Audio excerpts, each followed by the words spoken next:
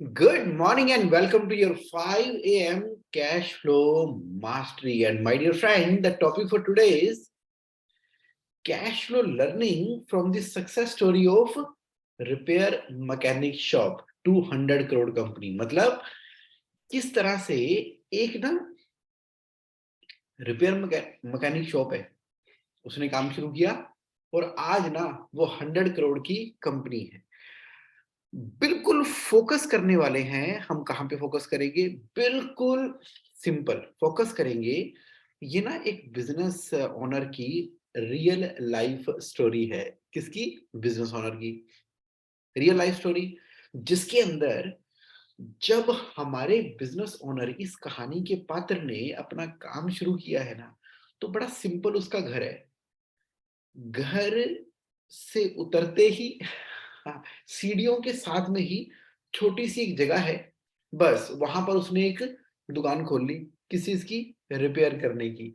क्या रिपेयर कर रहा है वो बिजनेस ओनर रिपेयर कर रहा है छोटी छोटी डोमेस्टिक घर की चीजें, क्योंकि उसका ना शुरू से ही शौक था इलेक्ट्रिक में, इलेक्ट्रॉनिक आइटम में। अब किसी की प्रेस खराब हो गई, वॉशिंग मशीन खराब हो गई है, किसी का कूलर है, कूलर ठीक करना है या कूलर बनाई देना है, या इस तरह के जो इक्विपमेंट्स होते हैं। तो जब वो स्कूल में था तो कहीं से थोड़ा थोड़ा सीखते सीखते उसने क्या कर दिया। अब ये यंग डायनामिक हमारे बिजनेस ओनर इस कहानी के जो हीरो हैं, उसने क्या किया है?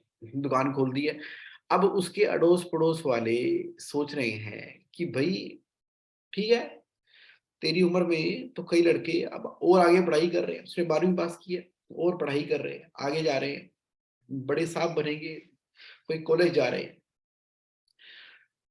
तो कैसे बनेगी बात? वो कहता है मेरा शौक है इसके अंदर। वो ना जब छोटी छोटी कार हुआ करती, उसको खोल दिया करता था। पूरी कार को खोल के उसके पहिए को बदल देना, कर देना। तो मैं आपको लेके जाता हूँ कि इस पूरी स्टोरी के अंदर वो क्या करेगा। एक मैकेनिक शॉप से शुरू करेगा और चलते चलते 100 करोड़ की कंपनी खड़ी कर देने वाला है।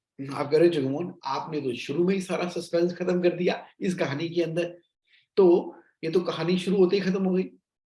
तो इसके हमें पता ही नहीं लगा कब कब क्या क्या हो गया।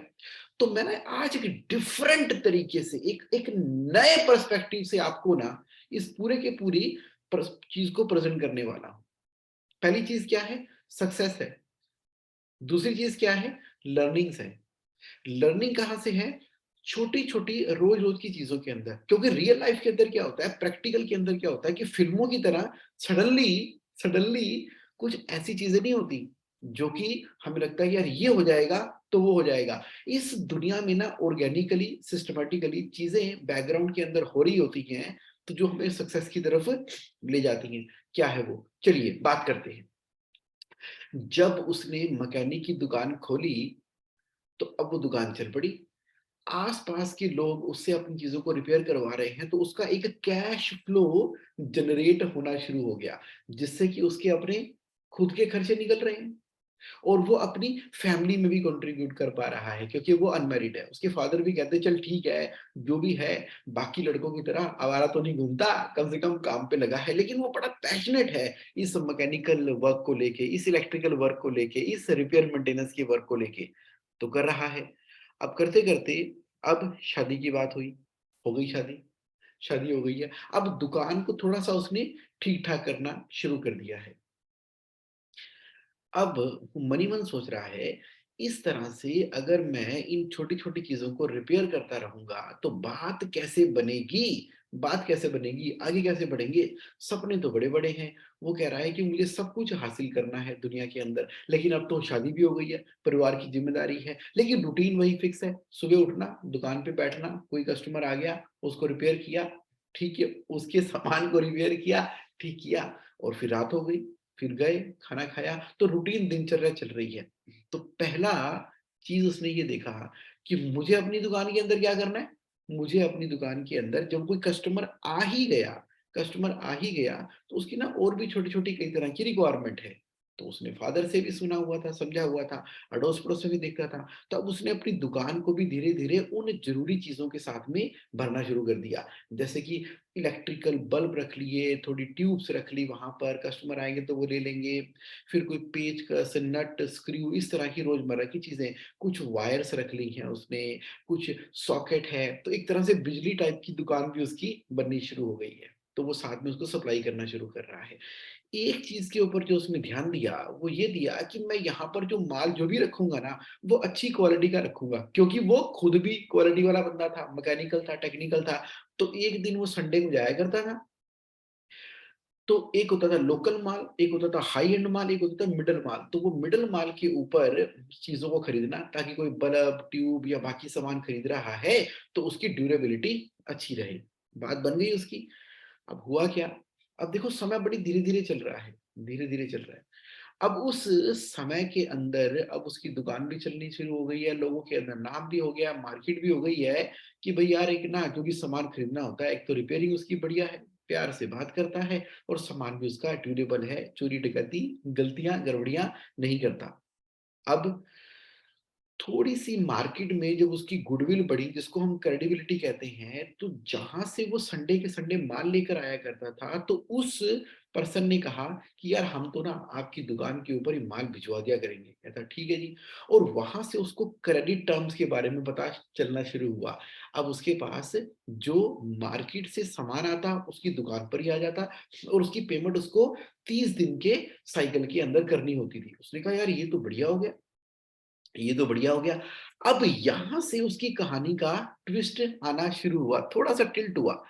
उसने कहा कि जब जितना तो मैं लोगों की वॉशिंग मशीन या वो करके रिपेयर करके पैसे कमाता हूँ, उससे कई ज़्यादा तो मैं ये सामान बेचकर ही कमा लेता हूँ। और वो भी क्या होता है, सामान मेरे पास पहले उधारी आता है, 30 दिन के बाद पेमेंट करना है, कस्टमर जो मेरे पास आ रहा है, वो कैश के अंदर लेकर जा रहा है। अब उसने ना जो रिपेयरिंग का काम था, उसको करने के लिए अपने साथ किसी पर्सन को ट्रेन कर दिया। वो ना केवल उसकी दुकान में बैठ के चीज़ों को रिपेयर कर रहा है, बल्कि वो आस-पास की कंप्लेंटों को भी जाके पर्सनली हैंडल कर लेता था। अब ये आराम से अपने गल्ले पे बैठा हुआ है, माल वहाँ से आ रहा है, लोग आकर खरीद रहे हैं, इसका दिमाग चलना शुरू हुआ। कहता है कि यार एक बार देखते हैं कि ये कहानी क्या है?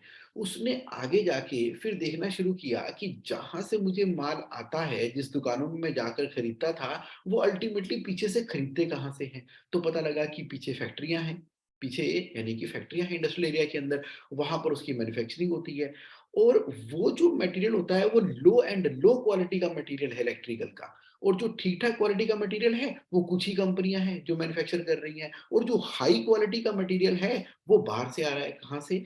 यूरोप से या बाकी कंट्री से इम्पोर्ट होके इंडिया के अंदर आता है इलेक्ट्रिकल मटेरियल का।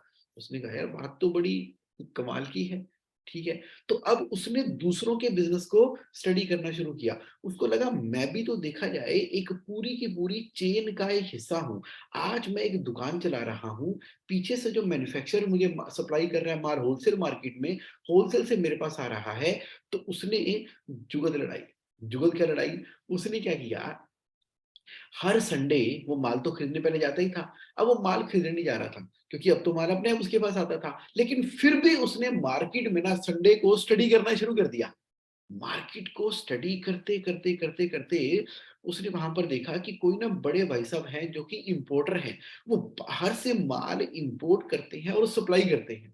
उनके पास गया, बैठा, वो इम्पोर्टर बड़े परेशान थे। कहता यार मैंने माल ना बहुत ज़्यादा मँगा लिया और अभी वो माल बिक नहीं रहा, कई सारा माल मेरा यहाँ पर पड़ा हुआ है, मुझे एक हेल्प चाहिए। अगर ये मटेरियल किसी तरीके से ना मुझे इंडिया की डिफरेंट डिफरेंट सिटीज़ और स्टेट्स के अंदर भेजना है, लेकिन रिलायबिलिटी कोई है नहीं। तो मैं स्ट्रगल कर रहा हूँ, अकेला हूँ, क्या करूँ? उसने कहा कोई दिक्कत नहीं है, आपको माल बाकी सिटीज़ के अंदर भेजना है ना, चलो मैं बैठ जाता हूँ आपके साथ में।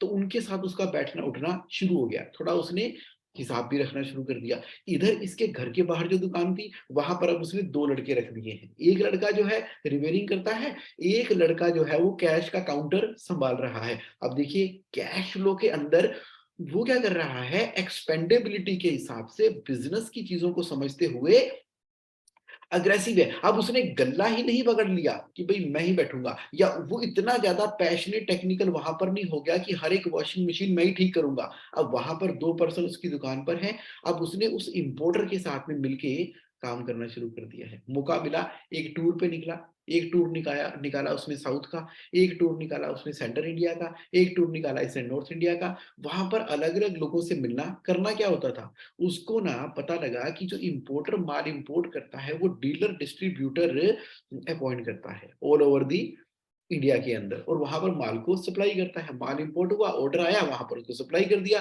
पेमेंट अब आती थी। अंकल की सहायता करते करते उसके दिमाग में एक आइडिया आया।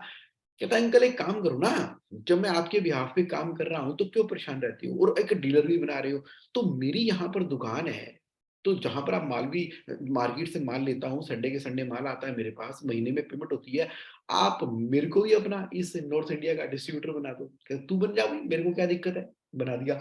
अब उन्होंने क्या किया, अपनी अपनी दुकान के सामने एक बिल्कुल खाली प्लॉट था, एकदम खाली प्लॉट, उसमें कुछ नहीं है, कई सालों से वहाँ पे कुछ नहीं था, क्योंकि जिसका वो खाली प्लॉट था, वो तो पता नहीं कहाँ कहीं विदेश गया हुआ था, दुबई, सऊदी अरब वगैरह कहीं पर गए हुए थे, कभी आए नहीं वापस। तो लेकिन उनकी वाइफ जो थी वो वहीं पर रहती थी, उनका परिवार था, बच्चे थे, तो उनका बिल्कुल साथ वाला घर था। उन्होंने बात की, आंटी ऐसा है कि देखो ये सामने कितने सालों से प्लॉट खाली पड़ा है, कोई दिक्कत ही नहीं है।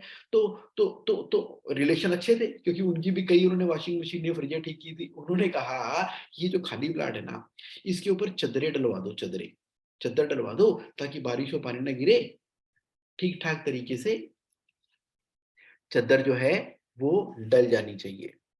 तो ठीक है जी, तो क्या किया उसने, वहाँ पर जिसको टीने कहते हैं, चद्दर कहते हैं, एस्बेस्टस शीट कहते हैं जिसको, वो उसने डलवा दी।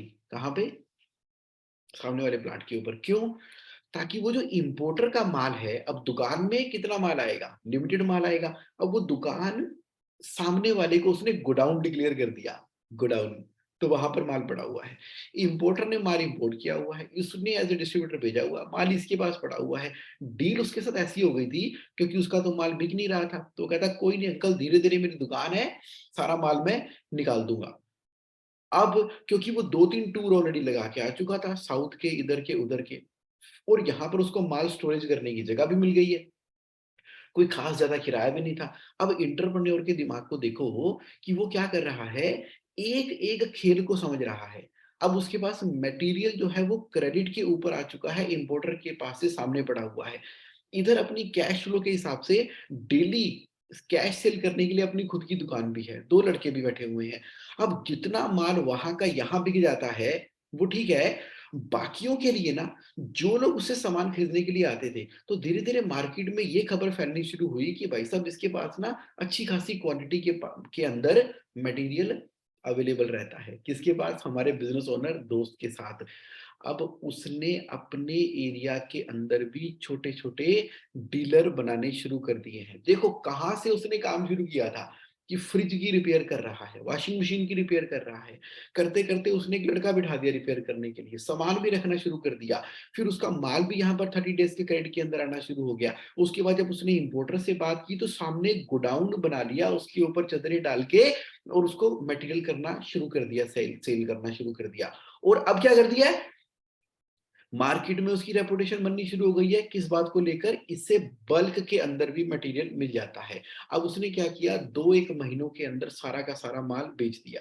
पैसे उसके पास हैं, और पैसे दे दिए उसने जितने बनते थे, किसके? इम्पोर्टर के। इम्पोर्टर कहता है, वाह! यार तुमने तो कमाल कर दिया यार, बाहर भी तुम सारा चक्कर लगा आए, मेरी हेल्प कर दिया, अपना माल भी बेच दिया, तो चलो इसको हम रेगुलर डील ही कर लेते हैं। उसने कहा, अंकल इम्पोर्ट करते कैसे हैं? हमने पूरा बताया कि ऐसे, ऐसे, ऐसे करके हम इम्पोर्ट करते हैं। तो कहता है, इसमें तो मैं पूरी आपकी हेल्प कर सकता हूँ, चलो 2 कंपनियाँ बना लेते हैं। कहता, आप तो देखो मेन इम्पोर्टर हो, आप बल्क में मँगाया करो, मुझे सप्लाई कर दिया करो, आगे मेरी ज़िम्मेदारी, मैं अपने आप ही सप्लाई कर दिया करूँगा। तो कहता ऑर्डर बना। फिर उसको क्योंकि मार्केट की समझ थी, शौक भी था, पैशन भी था। देखो काम वही चलता है जिसके अंदर ना धंधे की, बिज़नेस की पकड़ होती है। किसकी? बिज़नेस ओनर की, जिसमें समझ होती है, नंबर्स काउंट किए जा सकते हैं, बाहर मार्केट में क्या टेक्नोलॉजी चल रही है। यहाँ पर फिर उसने क्या किया, बस फिर तो क्या था, उसने ना एक ऑर्डर शीट बनाई, उसने कहा आप जो इम्पोर्ट कर रहे हो ना बाहर से, मेरे लिए ये और ये वाली आइटम भी इम्पोर्ट करना, पर अंकल एक बात है, क्या? पैसे ना मैं आपको बाद में दूँगा। कहता देख बेटा पैसे अगर तू बाद में देगा ना, मैं तो इम्पोर्ट करता हूँ, मेरे पहले पैसे लगते हैं, तो मार्केट में मुझे जो भी प्रॉफिट मिलता है, तेरे को मैं 1.25% इंटरेस्ट के हिसाब से ना उतना रेट फिर बढ़ जाएगा, 100% के इंटरेस्ट देख ले भई। कहता कोई नहीं अंकल बढ़ा दो 1.25% के रेट से। भई मेरी कॉस्टिंग 1.25% से बढ़ गई ना 1 महीने की, और 2 महीने की आप 3% बढ़ा दो, कोई दिक्कत नहीं है। 3% बढ़ा के दे दिया करो मुझे। अब देखो कितना दिमाग लगा दिया उसने कैश फ्लो का, किसने? बिज़नेस ओनर ने। अब उसका जीपी मार्जिन हाई है, किसका? हमारे बिज़नेस ओनर का। क्योंकि उसने वही आइटम को सिलेक्ट किया जिसके अंदर अच्छा खासा मार्जिन हो सकता है, और उसको अपनी स्टोरेज की कॉस्ट भी निकालनी है। अंकल को बोला कोई दिक्कत नहीं है, आप मेरे को दे दो 3% एक्स्ट्रा पे ही दे दो, माल तो आने दो, आएगा। अब उसने कहा मेरा 3% का जीपी लॉस हो रहा है ना, हो जाए, लेकिन मैं उन फास्ट मूविंग आइटम के अंदर डील करूँगा, जिसकी कि ऑर्डर मैंने पहले से लिखा रखे हैं। अब उसने क्या किया, बाइक वो ले चुका था पहले ही, अब उसने कार भी ले ली। अब बाइक और कार बच्चों को भी घुमाता, वाइफ को भी घुमाता, बाइक पे घूमता, कभी कार पे घूमता, और डिफरेंट डिफरेंट डीलर पहले तो जिस एरिया में वो रहता है ना, उसी के अंदर बनाता रहता। उसके रिलेशनशिप एकदम लाजवाब, अमेजिंग तरीके के, और उसने एक डायरी बनाई, उसकी फोटोग्राफ खींची, अलग-अलग तरह के प्रोडक्ट थे, उसको उसने अपने प्रोडक्ट लाइन में रखता, घूमने भी चला जाता, उनको दिखाता भी कि भाई साहब नया माल आने वाला है, इसकी बड़ी हाई क्वालिटी है, इसके अंदर ये फीचर है, उसके अंदर वो फीचर है, ऐसा आने वाला है। तो उसको भी मार्केट की ना पल्स पता लग जाती है। अब देखो फाइनेंस की नॉलेज वो समझ गया, डेलीगेशन ऑफ अथॉरिटी की नॉलेज वो समझ गया, ऑर्गेनाइजेशन स्ट्रक्चर की नॉलेज को वो समझ गया, बिजनेस ओनर सब कुछ नेचुरली उसकी लाइफ के अंदर ना होता चला जा रहा है। तो यानी कि पहले वो एज ए मार्केटिंग एजेंट बनता हुआ अपनी गाड़ी के अंदर घूमता रहता था, अच्छी रिलेशनशिप मेंटेन करता था, वहां से मटेरियल आता, 2 महीने की उधारी पे माल आया, सप्लाई कर दिया, तो उसका कैश फ्लो चलना शुरू हो गया। किसका? अपने बिजनेस ओनर का। बस, अब तो उसको लगता है कि ज़िंदगी ठीक हो गई है, अब तो कि पैसे भी आ रहे हैं। उसने सामने वाले गोडाउन को थोड़ा-सा अच्छे से लेंटर डलवा दिया, उसका किराया थोड़ा बढ़वा दिया, कोई दिक्कत नहीं आंटी ले लो। वो कहती ये तो बढ़िया है, खाली प्लॉट पड़ा हुआ था, इस बच्चे ने अपने आप ही चद्दरें डलवाई, अपने आप ही अब इसकी कंस्ट्रक्शन करा रहा है, गोडाउन बना रहा है, चलो ठीक है, हमारा तो किराया आ रहा है। इधर से उसकी जो छोटी-सी दुकान थी, अब उसको भी उसने ठीक-ठाक कर दिया। हालाँकि वो आ गए थे, एमसीडी वाले आ गए थे, तो उन्होंने सीलिंग का भी चक्कर दिखाया था, लेकिन कन्वर्जन चार्जेस भर के उसने अपनी सीलिंग का भी मामला ठीक करवा लिया। अब इधर दुकान चल रही है, सामने गोडाउन है, और ज़िंदगी आराम से चल रही है। बीच में उसको लगा कि यार ये काम जो है ना, जिस क्वालिटी का मटेरियल इम्पोर्ट किया जा रहा है, उसमें जो उसकी एक्सेसरीज़ है ना, एक्सेसरीज़, वो हम खुद मैन्युफैक्चर कर सकते हैं। ऐसा उसके मन के अंदर आया, क्योंकि मार्केट में तो वो घूमता रहता था। तो उसने क्या किया, मेन मटेरियल को इम्पोर्टर से इम्पोर्ट करते रहना, लेकिन उसकी एक्सेसरी की मैन्युफैक्चरिंग के लिए एक मैन्युफैक्चरिंग प्लांट था किसी का, उसके साथ में उसने बातचीत की। कहता भाई साहब क्या बात है, क्यों परेशान रहते हो आप? जब भी देखो परेशान रहते हो कि लेबर नहीं आई, ये नहीं हुआ, वो नहीं हुआ। कहता मेरे पास कन्फर्म ऑर्डर ही नहीं है। आधे टाइम के ऊपर तो मेरी फैक्ट्री बंद रहती है, एक बार फैक्ट्री स्टार्ट करके बंद करना, फिर 15 दिनों का काम होना ना होना बड़ी दिक्कत है। कहता आप चिंता मत करो, मैं ना आपकी फैक्ट्री के ब्रेक इवन पॉइंट के बराबर का आपको जो है मैं पक्का ऑर्डर दे देता हूँ। देखो ये एक्सेसरी आइटम है, बना लोगे, बस आप एक काम करो, अपनी फैक्ट्री को बिज़ी कर दो बिज़ी अपनी फैक्ट्री को, और ना जब आपके पास काम ना हो ना, तो ये मेरा ये माल मैन्युफैक्चर कर दिया करो। कई तरह की एक्सेसरी आइटम थी। मैन्युफैक्चरर खुश हो गया, "अरे वाह यार! तुमने तो कर दिया।" कहता लेकिन सर रेट मुझे ना यही वाला चाहिए। कहता कोई बात नहीं यार, ये कम से कम लेबर तो बिज़ी रहेगी। उसने फैक्ट्री वाले से भी साठ-गांठ कर ली। अब देखो कैश फ्लो का रूल उसको ये भी समझ में आ गया। अब सारे पैसे किसके लग रहे हैं? मैन्युफैक्चरर के। ट्रैवल लाइट मैन्युफैक्चरर के साथ में टाई अप कर दिया। अब खुद की तो कोई सैलरी कॉस्ट नहीं है। खुद कोई फैक्ट्री प्रोडक्शन लेना-देना कुछ मैनेज और मेंटेन नहीं करना। सारा का सारा आउटसोर्स है। किसको? फैक्ट्री वाले को, जिसको ऑलरेडी उसके ठीक-ठाक रेट के हिसाब से मैन्युफैक्चर करना ही था, वो करने को तैयार है। पहले दिन से ही ट्रैवल लाइट है। कहता क्यों लगाऊँ मैं अपनी फैक्ट्री, क्यों पालूँ सिरदर्दियाँ बिजली के, मैं नहीं कर रहा। मैं तो इंपोर्टर से माल खरीदता हूँ, बेचता हूँ, एक्सेसरीज से मैन्युफैक्चरिंग करूँगा, माल इसका पास आएगा, गोडाउन मेरे पास पड़ा हुआ है, बाकी मैंने डीलर डिस्ट्रीब्यूटर बना लिए हैं, ऑर्डर मैं रिसीव करता रहता हूँ, कुछ हमारी दुकान पे बिक जाता है, कुछ बाकी सप्लायर को बिक जाता है।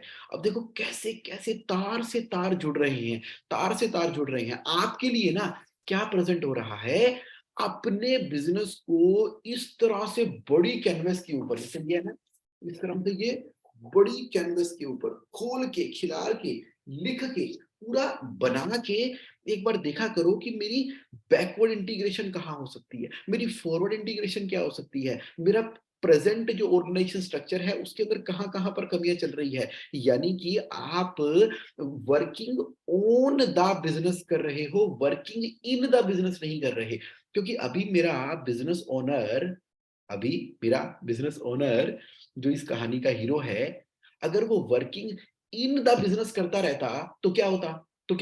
वो दुकान पर बैठा वॉशिंग मशीन ठीक कर रहा होता। ज़्यादा से ज़्यादा वो गल्ला सँभाल के लड़का जो है वॉशिंग मशीन ठीक कर रहा है और वो सामान बेच रहा होता, गल्ला छोड़ता ही ना। या वो फिर चला जाता उस इम्पोर्टर के पास और उसको बाहर घूमने का शौक लग जाता और बस उसी का माल बेचता रहता और सेल की जॉब कर लेता। लेकिन नहीं, उसकी पकड़ कहाँ पर है पहले दिन से ही, जब उसने 12वीं पास की थी, उसको ना इलेक्ट्रॉनिक, मैकेनिकल आइटम का शौक है, पैशन है, जज़्बा है। वो लोगों की हेल्प करना चाहता है, किसी की चीज़ें खराब थी उसको ठीक करना चाहता है। वो अंकल की हेल्प करना चाह रहा था इम्पोर्टर की, वो हेल्प करना चाह रहा है around everybody whosoever is coming into his life. वो डीलर बना रहा है, डिस्ट्रीब्यूटर बना रहा है, वो हेल्प करना चाह रहा है उस फैक्ट्री मालिक की जो कि स्ट्रगल कर रहा था। फैक्ट्री मालिक जो कि स्ट्रगल कर रहा था, उसको ब्रेक इवन के पॉइंट के बराबर की सेल प्रोवाइड कर रहा है। अभी तो कहानी चल रही है। इसके अंदर आप कैश फ्लो का रूल देख रहे हो, कहीं भी उसके ऊपर लायबिलिटी जनरेट नहीं हुई। जब छोटी दुकान है, तो 30 दिन की उधारी पे माल आ रहा है। जब इम्पोर्टर से माल ले रहा है, तो 3% एक्स्ट्रा ही सही, लेकिन राइट राइट जीपी मार्जिन वाला इम्पोर्टर से माल ले रहा है। और उसने ट्रैवल लाइट करते हुए मैन्युफैक्चरर से क्या किया हुआ है, उसको बोला है कि मेरे लिए तू इन एक्सेसरी की मैन्युफैक्चरिंग कर दे और मैं उसको सप्लाई कर दूँगा।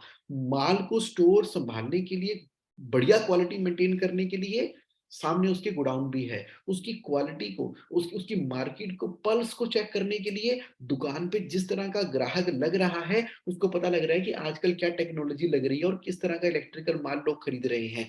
और किस तरह के ऑर्डर डीलर डिस्ट्रीब्यूटर नोट करा रहे हैं। तो पकड़ बना के रखी हुई है, पकड़ बना के। अब ये मत समझ लेना कि अचानक से तुक्का लग गया जी, एक मैकेनिक की शॉप से उसने 100 करोड़ की कंपनी बना ली। नहीं, दिमाग लगा है इसके अंदर। इसके अंदर क्या लगा? दिमाग। किसका? बिज़नेस ओनर का।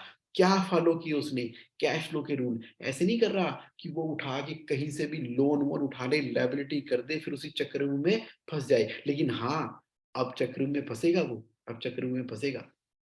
अभी बताता हूँ क्या हुआ उसके साथ में। उसके बाद क्या हुआ, जब ये उसका पूरा का पूरा स्ट्रक्चर चल रहा था, तो उसको ना पता लगा कि ये इलेक्ट्रिक और इलेक्ट्रॉनिक आइटम क्वांटिटी जो बल्क में खरीदता है ना इंडिया के अंदर, बल्क में, वो ना गवर्नमेंट के टेंडर्स होते हैं।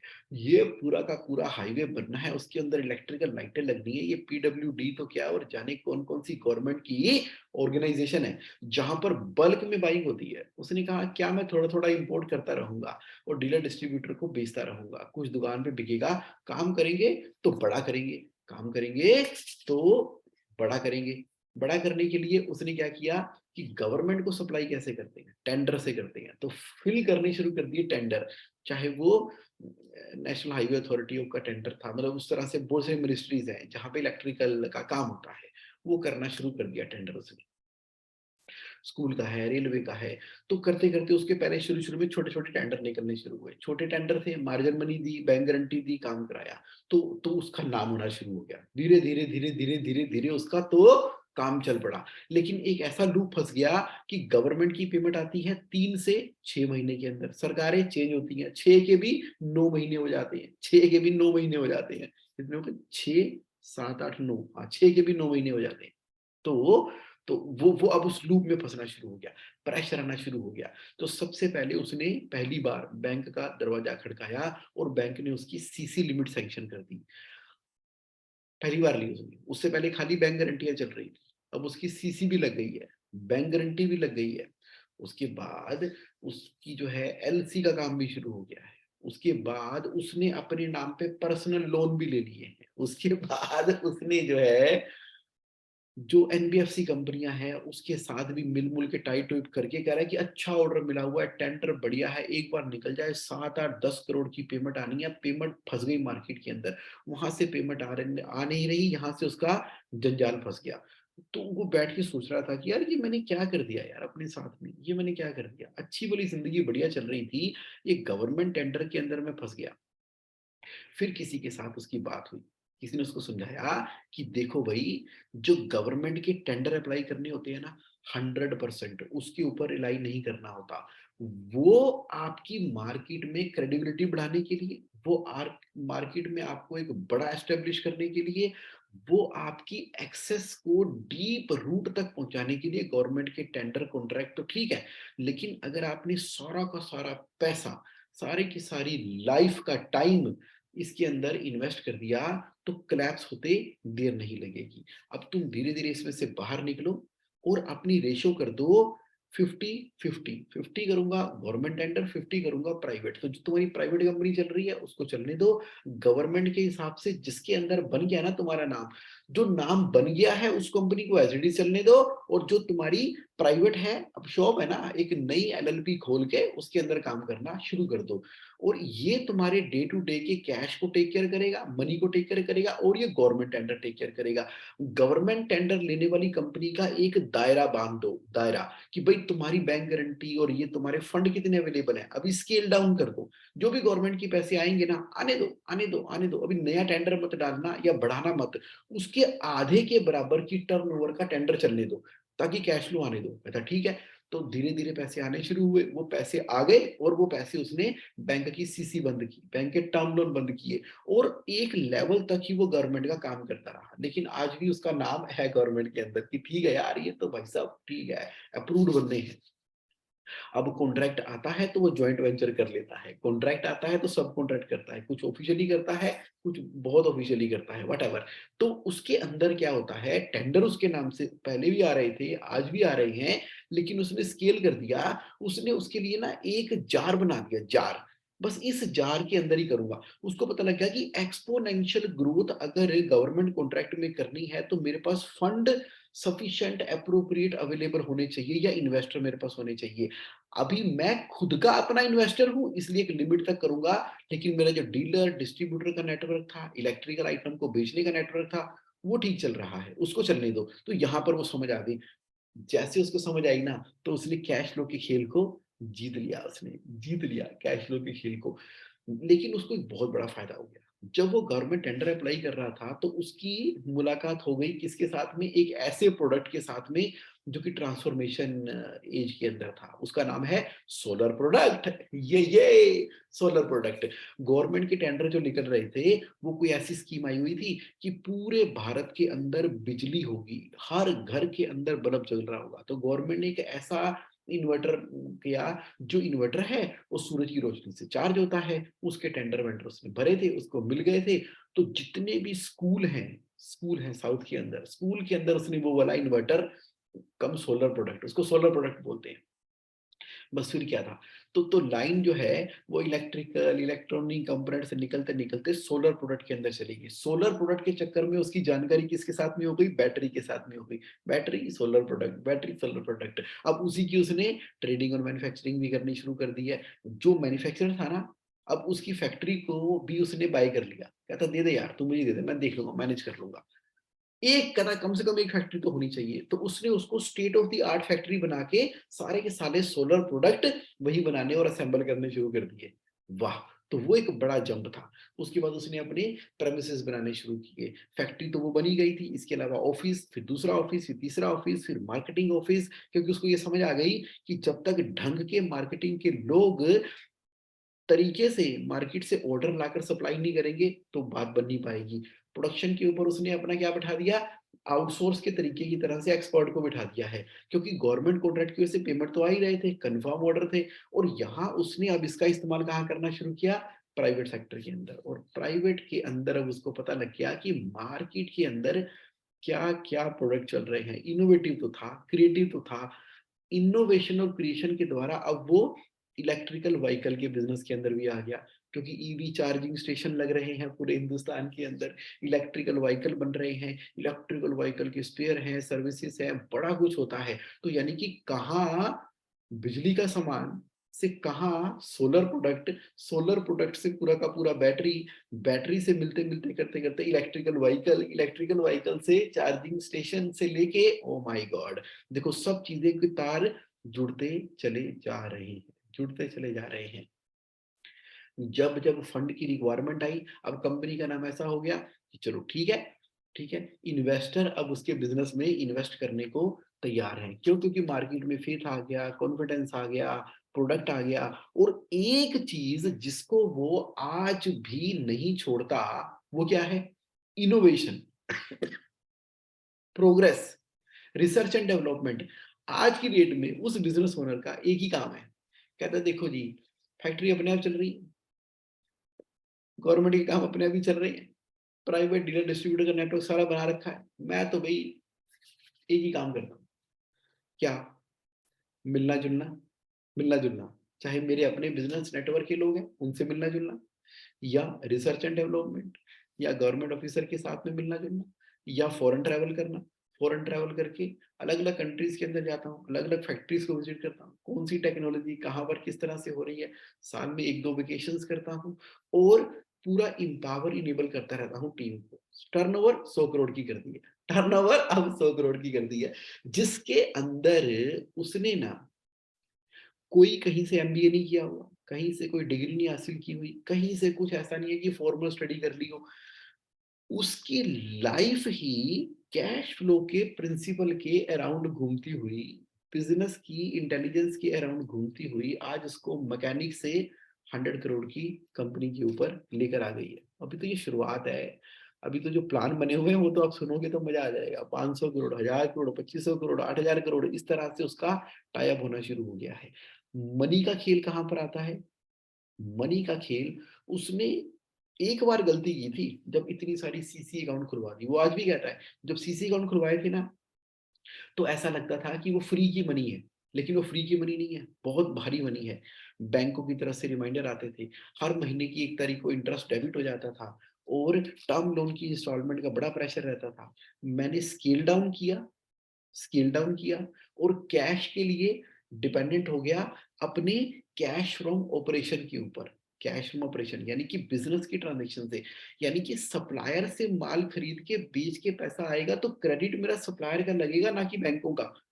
अननेसेसरीली अननेसेसरीली मैं बैंकों का पैसा लगा के और अपने कस्टमर को उधारी देके बैठा होता हूँ और खुद परेशान और पिस रहा होता हूँ, या मेरी इन्वेंट्री की मिसमैनेजमेंट के चक्कर के अंदर जो मेरी गलत बाइंग की डिसीजन थी, इतना डीप लेवल तक उसके ऊपर काम कर चुका है कि अब उसके बिजनेस के अंदर थ्योरी ऑफ कंस्ट्रेंट पूरी तरह से लग चुकी है। कोई भी एक्सेस या सरप्लस माल होगा ना, उसको उठा के वो स्क्रैप के बाहर ही बेच देता है, स्क्रैप के माल पे बेच देता है। मैंने कहा ये क्या करते हो? इसमें लॉस नहीं होता तुम्हें? कहता लॉस वॉस कुछ नहीं होता। नेगेटिव एनर्जी है।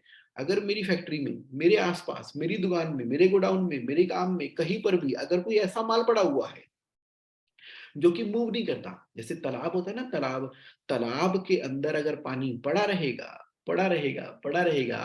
तो वो बन जाएगा छप्पड़, वो सड़ना शुरू हो जाएगा पानी, पानी सड़ना शुरू होएगा, बदबू मारेगा। ना केवल वो परेशान करेगा बल्कि आस-पास 50 तरह की बीमारियाँ क्रिएट करेगा, तो उससे बरकत नहीं है। बिज़नेस का नाम है चलते रहो। अरे भाई ठीक है, माल खरीदा, माल नहीं बिका, तो मैं एडमिट कर लेता हूँ, मेरी गलती, मैं बिज़नेस ओनर, मेरी गलती, मेरी वजह से नहीं बन पाया, कि चल ठीक है, मैं अभी तो छोटा लॉस है ना, अभी का अभी बियर कर, अभी निकाल बाहर को, अभी माल को निकाल बाहर, जगह कर साफ, एकदम चमचमाती। जब मुझे मेरा गोडाउन एकदम नीट एंड क्लीन, साफ-सुथरा, बिना किसी माल के चमकता नज़र आता है ना, कोने खाली नज़र आते हैं, तो मेरा दिमाग चलता है कि ये पिछली डील में जो लॉस किया था ना, अब अगली डील के अंदर कौन-सा हाई जीपी मार्जिन प्रोडक्ट मैं करूँ। तो मुझे मालूम है कि बिज़नेस है चलती का नाम गाड़ी, चलती का नाम गाड़ी, आगे चलाओ, जिस समय जो डिसीज़न गलत हो गई उसको एडमिट करो, आगे बढ़ो, जो डिसीज़न सही है उसको रिपीट करो। कहता मैं तो एकदम नीट एंड क्लीन, मैं तो भई ऑफ सीज़न सेल भी निकाल देता हूँ। उसने मुझे एग्जांपल दिया, जगमोहन तुमने देखा नहीं गारमेंट के बिजनेस में क्या होता है? मैंने क्या? कहते हैं नया फैशन आता है, नया माल आता है, नई शर्ट, नए कपड़े जैसे ज़ारा है और सब है, बहुत बढ़िया अच्छे खासे रेट पे बिकते हैं। लेकिन एक टाइम के बाद ना वो मॉडल खत्म हो जाता है। फिर ये थोड़ी कि ज़ारा अपनी दुकान पे उस माल को रखेगी, उसको स्क्रैप करेगी, फैक्ट्री आउटलेट सेल करेगी, जो भी करेगी वो करेगी, लेकिन ब्रांड ब्रांड रहेगा। ब्रांड का नाम खराब नहीं होना चाहिए। तो मैंने यही लर्निंग अपनी फैक्ट्री में लगा रखी है कि जो तेज़ी से माल बिकता है, यानी कि जिसकी इन्वेंटरी टर्न ज़्यादा है, जो अच्छा है, जिसकी मार्केट के अंदर डिमांड है, उसको बेचो, पूरी मेहनत से बेचो, उसको मल्टीप्लाई करो, उसके अंदर पैसा लगाओ, उसके अंदर दिल लगाओ, जान लगाओ, लेकिन पता है जो नहीं बिक रहा है, अब उसको निकालो और ऑर्डर भी वैसे ही पकड़ो। मैंने कहा क्या बात कर दी आपने तो अपनी लाइफ के अंदर ना, ये कैश फ्लो के इन्वेंटरी टर्न का फार्मूला, ये फास्ट मूविंग का फार्मूला, ये right quick ratio, current ratio का फार्मूला सारा का सारा आपने तो प्रैक्टिकल एमबीए के अंदर लगा दिया है। कहते क्या करें जगमोहन भाई, बस यही जिंदगी के अनुभव से सीखा है। जिंदगी बहुत सिखाती है, क्योंकि वो जो इम्पोर्टर अंकल थे वो इसीलिए परेशान रहते थे कि अपनी गट फीलिंग के ऊपर इतना माल इंपोर्ट कर लेते थे और उनका माल बिकता ही नहीं था। वहां से मैंने ये चीज सीखी। वो फैक्ट्री के ओनर से मैंने ये वाली बात सीखी। फैक्ट्री का ओनर क्या करता था? फैक्ट्री का ओनर जो है ना, वो बस फैक्ट्री लगा के बैठे हैं, जॉबर पे काम कर रहे हैं, तो बस कोई भी आए जॉबर पे काम करा ले, कोई सेल नहीं, कोई मार्केटिंग नहीं, कोई ब्रेक इवन पॉइंट नहीं। और मैंने सीखा, जब मैंने दुकान खोली थी तो उस समय मुझे क्या पता लगा, जब मैंने दुकान खोली तो उस समय मुझे पता लगा बहुत सारी दुकानें हैं। एक मेरे मामा जी हैं, उनको हमने अपने घर में शादी के लिए बुलाया था। मामा जी शादी में पता क्यों नहीं आए? क्यों नहीं आए थे?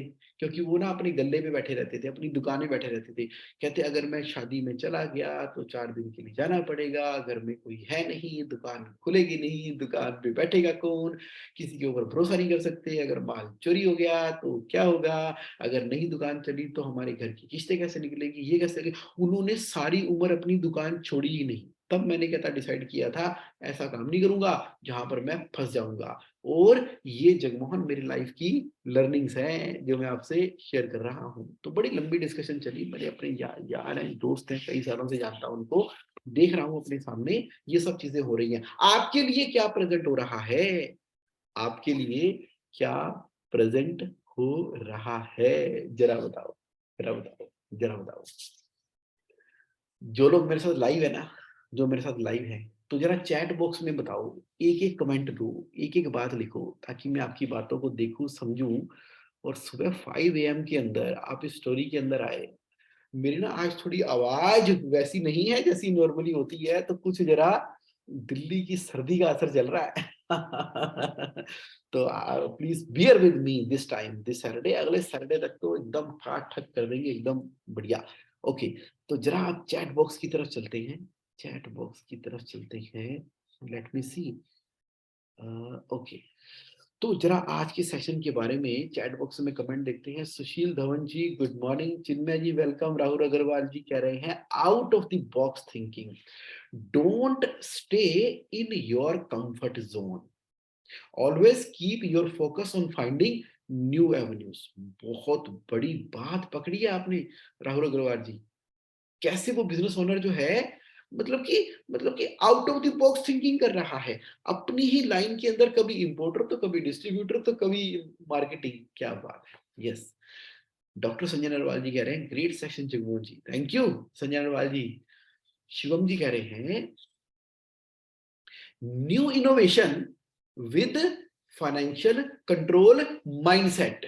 वाह वाह, ये निकाला आपने हीरा मोती, ये डायमंड निकाल लिया आपने जबरदस्त वाला शिवम कुमार जी आज की स्टोरी में से।